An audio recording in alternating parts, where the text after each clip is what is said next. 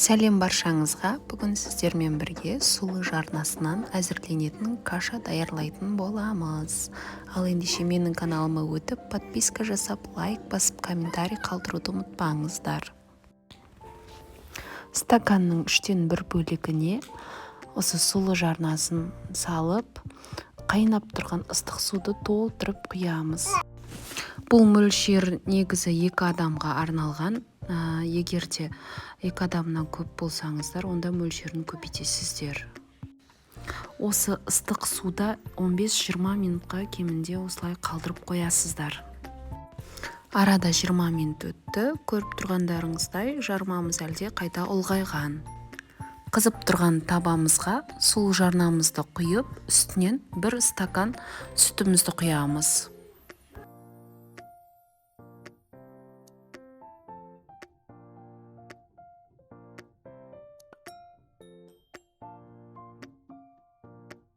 Үнемі осылай қозғап тұруыңыз керек, себебі асты жабысып қалуы мүмкін. Мен дәміне қарай 1,5 шай қасық тұз және де 2 ас қасық шекер салдым.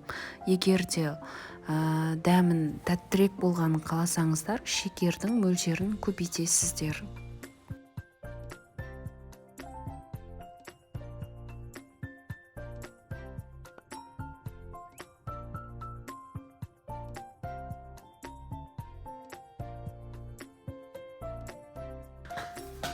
Сүтіміз қайнағаннан соң тағы да 10 минут осылай ұстай тұрасыздар.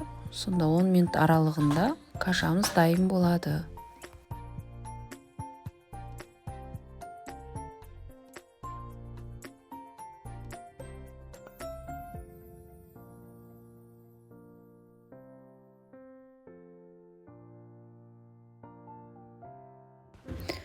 Мінекей кашамыз дайын. Енді ыдысыңызға құйып, дастарханыңызға қойып, ішсеңіз болады. Ал ендеше сізге ас болсын.